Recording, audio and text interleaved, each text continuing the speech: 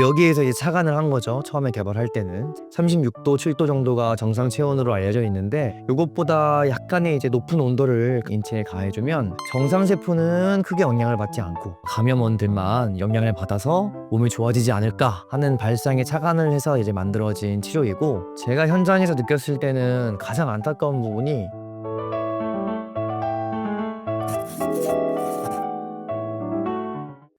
내가 받는 치료에 대해 자세히 알고 싶어요. 처방전이나 의무기록 사본 이런 것들을 병원에 요청하시면 쉽게 확인할 수는 있는데요, 보시고 이해하기에는 굉장히 어려워요. 특히나 이제 현대 치료는 최신 연구나 최신 지견을 바탕으로 계속해서 이제 업데이트가 되고 바뀌고 있기 때문에 이런 부분들을 환자분들이 보시면서 이해하기에는 어려움이 있습니다. 요즘 AI 서비스나 이런 것들이 많이 있어서 약간은 이제 이해하는 데는 도움이 될 수 있는데, 이제 환자분들의 처방이나 치료 방법들이 다 다르기 때문에 이것을 이제 깊이 있게 이해하기에는 굉장히 좀 어려움이 있고, 가장 좋은 방법은 주치 선생님께 내가 지금 어떤 상태이고 어떠한 치료를 왜 받는지 여쭤보시면 알아듣기 쉽게 알려드릴 거고요. 이 부분에 있어서 사실은 좀 드리고 싶은 말씀이, 환자분들은 지금 계속해서 늘어나는 추세인데 주요 항암 치료를 하는 병원들이 굉장히 한정되어 있어요. 그래서 항암 치료를 집도하시는 주치 선생님들, 대학병원 교수님들은 굉장히 짧은 시간 내에 많은 환자분들을 봐야 되기 때문에 이런 상세한 설명이나 이해를 위한 어떤 조치를 하기에 굉장히 시간적으로 한계가 있습니다. 그래서 저는 면역 치료나 보조 치료하는 2차 병원들에서 환자분들의 상태나 또 치료 내용에 대해서 상세하게 설명을 드리는 것이 치료 못지않게 아주 중요하다고 생각을 하고 있습니다. 그래서 혹여라도 본병원에서 상세하거나 또 친절한 설명을 못 들었다, 많은 내 치료에 대한 이해가 잘 되지 않았다 하시는 환자분들은 저희 같은 2차 병원, 보조치료, 면역치료를 하는 병원들에 오셔서 의무기록 사본을 제출하시고 많은 내 상태에 대해서 상세히 알고 싶다 이렇게 말씀하시면 저희 주치 선생님들이 아주 상세하게 설명을 해드릴 겁니다. 그러면 환자분들 되게 많으실 텐데 30분, 1시간 기준에 상담을 해주시는 저희 병원의 장점이라면은 치료가 하루 2번으로 되어 있어요. BID라고 하는데 하루 2번씩 환자분들의 이제 상태에 맞춰서 진료와 상담과 치료가 들어가기 때문에 기본적으로 환자와 의사와의 접촉 밀도가 굉장히 높다고 할 수가 있습니다. 그래서 그날 소소하게 바뀌는 증상이라던가 불편함에 대해서도 매일매일 상세하게 상담하실 수 있다는 그런 장점이 있습니다. 고주파 온열 치료. 고주파 온열 치료가 아마 항암 보조 치료 중에는 역사가 이제 오래되었고 연구되어 있는 근거가 가장 이제 많이 되어 있는 그런 치료라고 할 수가 있는데요. 기본적인 치료가 개발될 때 발상 자체는 굉장히 단순했어요. 뭐냐면 면역 반응 초기 단계에는 고열이라는 증상이 이제 생깁니다, 몸에서. 고열이라는 증상은 통증이라던가 여러 불편감이 생기긴 하지만 아주 간단하게 얘기해서 몸에 쌓여있는 독소들, 외부에서 우리 몸에 해를 끼칠 수 있는 바이러스나 박테리아 같은 감염원들, 이런 부분들을 이겨내기 위한 정상적인 방어 이제 기능이거든요.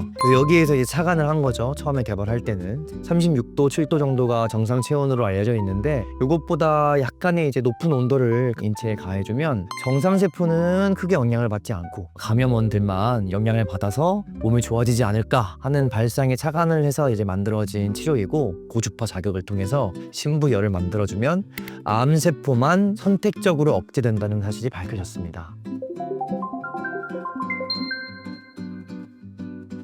기계도 좀 투박한, 단순히 이제 열감만 올리는 그런 기계였다가 점점 기계가 발전하면서 내가 정확히 원하는 부위에 암세포가 있는 부분만 심부열을 올려줘서 암세포의 성장을 억제시키고 전이 되거나 재발을 해주는 것을 방지해주는 효과가 증명이 되었고요. 또 한 가지는 항암 치료를 받을 때 항암제가 혈액을 타고 암이 있는 조직으로 가게 되는데요. 이제 열을 가해주면 국소 조직이 확장이 됩니다. 항암제가 암이 있는 부위에 선택적으로 더 많이 적용이 될 수 있도록 하는 그런 항암 보조 작용도 밝혀져 있습니다. 건이라고 하는 이제 화상 생길 수가 있는데 사실은 크지 않고요. 거의 이제 드문 편이고, 제가 현장에서 느꼈을 때는 가장 안타까운 부분이 프로브가 상당히 크고 무겁기 때문에 무게를 환자분들이 이제 버텨내고 있어야 돼요. 안 그래도 항암이나 여러 가지 이유로 기력이 좀 떨어져 있고 힘드신 상황인데 이 무게를 1시간 남짓 계속 버티고 있어야 하는 부분이 좀 어려운 부분이고, 프레셔를 좀 줄여드리고 싶지만 그렇게 되면 또 효과가 반감이 되기 때문에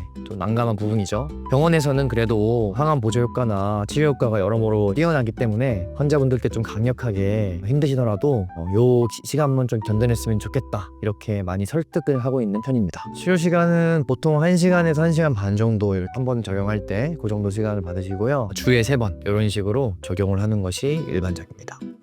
사이모신 알파.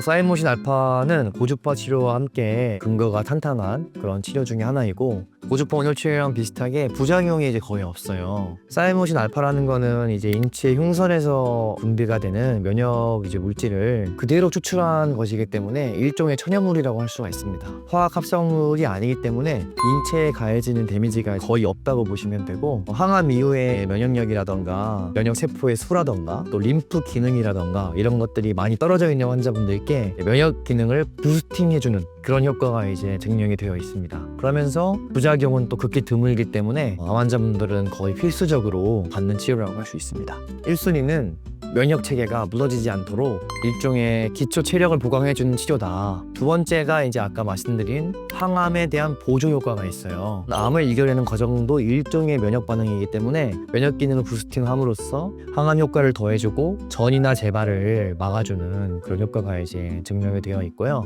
마지막으로는 이건 이제 주요 효과는 아니지만 뭐 오심이라던가 구토라던가 기력 저하라던가 이런 항암 치료로 인한 부작용을 줄여줄 수 있다는 효과가 증명이 되어 있습니다. 통증은 이제 없다고 보시면 되고요. 피하에 이제 주사를 하거나 근육에 주사하기 때문에 시술도 굉장히 간단하고요. 시술 시간도 짧고요. 이 치료로 인한 통증이라던가 내부작용도 거의 없기 때문에 아주 안전하고 효과가 높은 치료라고 할 수 있습니다. 재료가 비싸다는 부작용이 있다.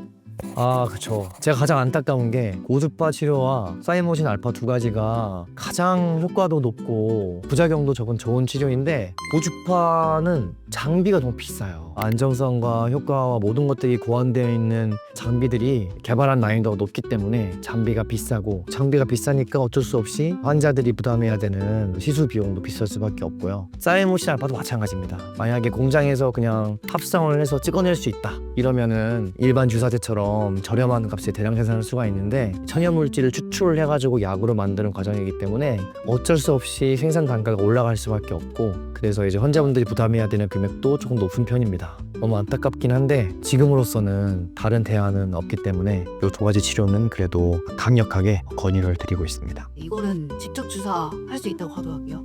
직접 주사를 할 수는 있는데 권유드리지는 않고요. 예를 들어서 뭐 내가 1형 당뇨 환자여서 인슐린 자가 투여를 몇십 년 동안 해왔다, 그러면은 어느 정도 가능할 수 있는데, 이제 환자분들은 면역과 특히 이제 혈소판 수치라던가 투여 관련된 부분들, 또 감염 관련된 부분들이 취약하기 때문에 자가 투여를 하다가 문제가 생길 수 있는 소지가 있어요. 그래서 환자분들은 저는 자가 투여는 권유드리지 않고, 가급적이면 의료시설에 갖춰진 곳에서 전문가에게 시술을 받는 것을 권유드립니다.